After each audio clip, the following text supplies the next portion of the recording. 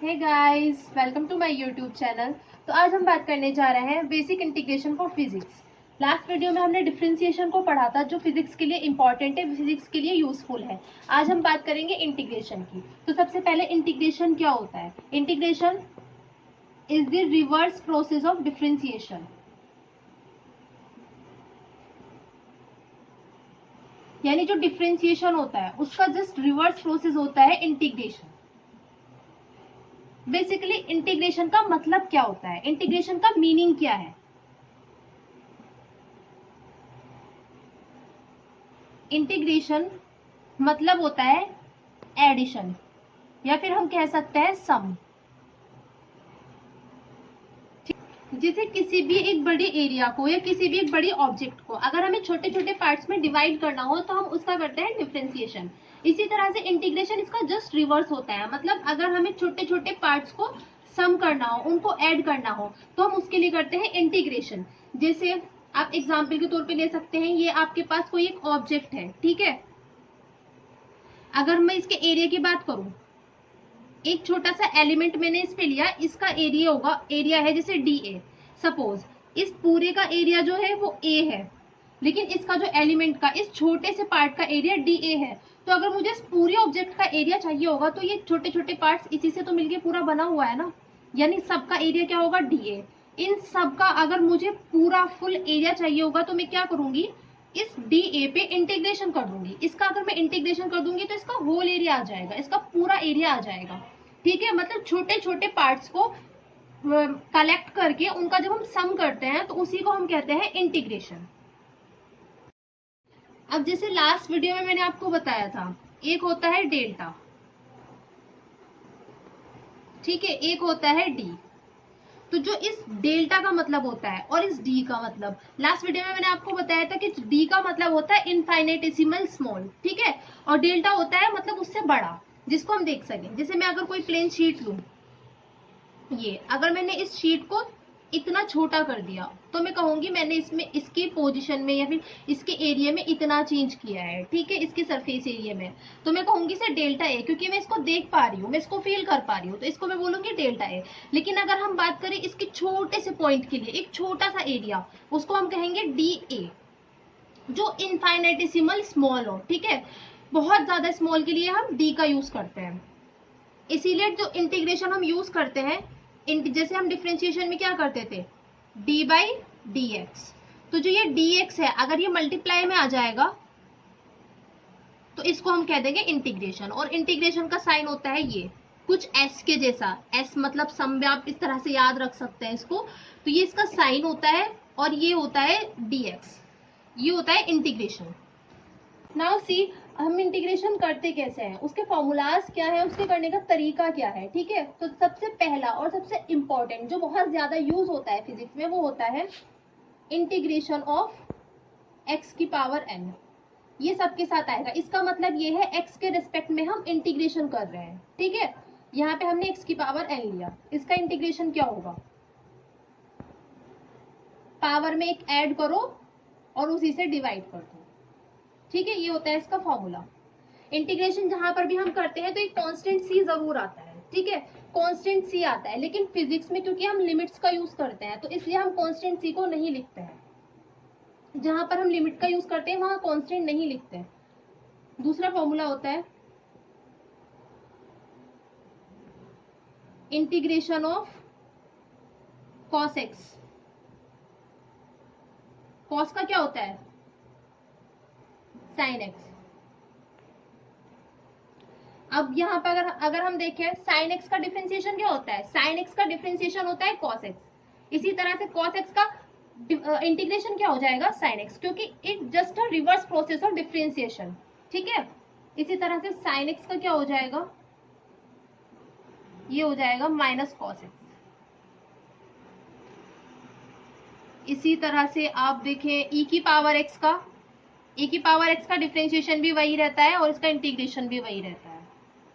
अब जैसे ये वाला फॉर्मूला है, इसके लिए कंडीशन है, इसके लिए कंडीशन ये है कि जो n की वैल्यू है वो नॉट इक्वल्स टू होनी चाहिए -1 की। क्यों होनी चाहिए ये मैं अभी आपको एग्जाम्पल देके बताऊंगी, ठीक है। तो अगर ये n की पावर इसकी जो वैल्यू है वो -1 नहीं होनी चाहिए, बाकी कुछ भी हो वो सब इसके लिए ये फॉर्मूला वैलिड होगा। लेकिन अगर n की पावर -1 हो जाती है, यहाँ देखें x की पावर -1 अगर हम लिखें तो इसके लिए फॉर्मूला वैलिड नहीं होगा।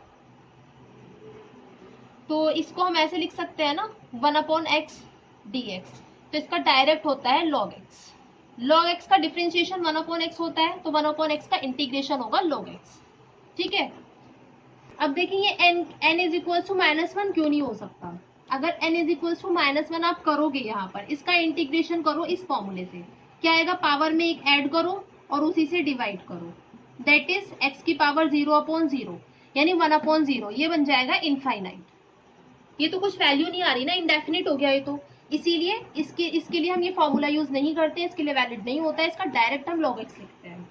अब देखिए आप दूसरा क्वेश्चन हम इसको निकालते कैसे हैं। अगर हमें निकालना हो x की पावर 5 का, कैसे निकालेंगे, पावर में 1 ऐड करो उसी से डिवाइड कर दो, दैट इज x की पावर 6/6।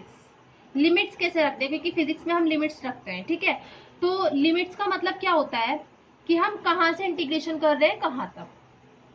जैसे कोई ये एक लाइन है, ठीक है, x यहाँ पर 0 है, x की वैल्यू यहाँ पर 5 है सपोज, और हम कहें कि इसमें x को डिफ्रेंशिएट करो, x की पावर इंटीग्रेट करो x की पावर 5 को इस लिमिट में, तो हम कैसे करेंगे, लिमिट 0 to 5 x की पावर 5 dx, तो ये हो जाएगा x की पावर 6/6, लिमिट रखेंगे 0 to 5। लिमिट रखने का तरीका ये होता है, अपर लिमिट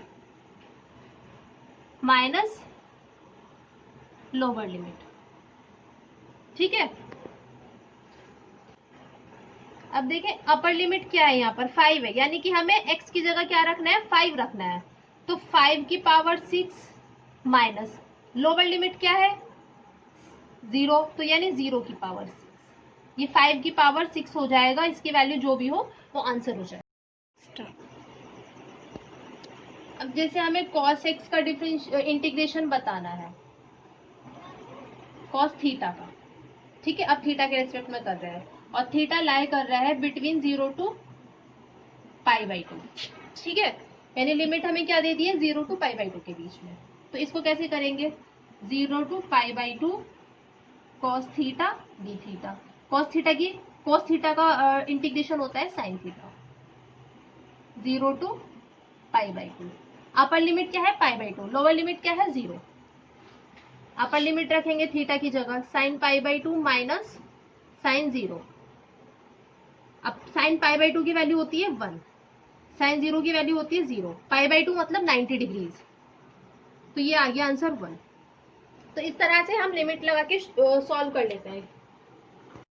अब एक फॉर्मूला आता है मल्टीप्लीकेशन के लिए, जैसे हमने डिफरेंशिएशन में भी लिखा था, अगर आपके पास दो फंक्शन आ जाए तो आप कैसे लिखोगे उसका, ठीक है, इंटीग्रेशन कैसे करोगे, उसके लिए हम क्या करते हैं, इसको कुछ अलग u इंटू बी, ठीक है, तो हम कैसे करते हैं, first function as it is, second का इंटीग्रेशन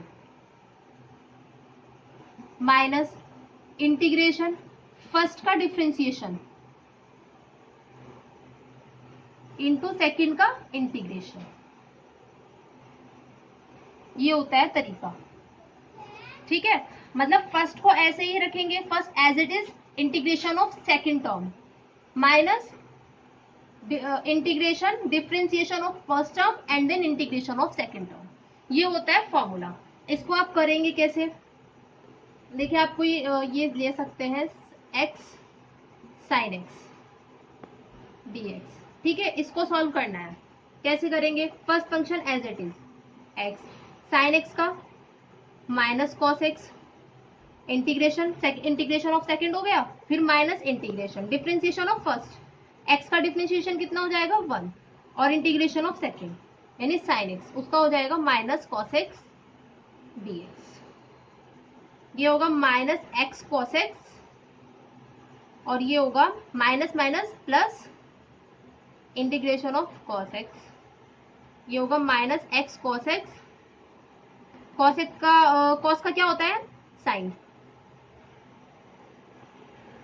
ये हो गया। सी गाइस, कुछ इंपॉर्टेंट फॉर्मूलाज ऑफ फिजिक्स, मतलब इंटीग्रेशन की फिजिक्स के लिए। सबसे पहले ये हम पढ़ चुके हैं एक्स की पावर एन का, एक्स की power n plus one upon n plus one, इस तरह से हम लिख देते हैं n not be equal to minus one. E की पावर एक्स का क्या होता है, ई की पावर एक्स, ठीक है। साइन एक्स का हो जाता है माइनस कॉस एक्स।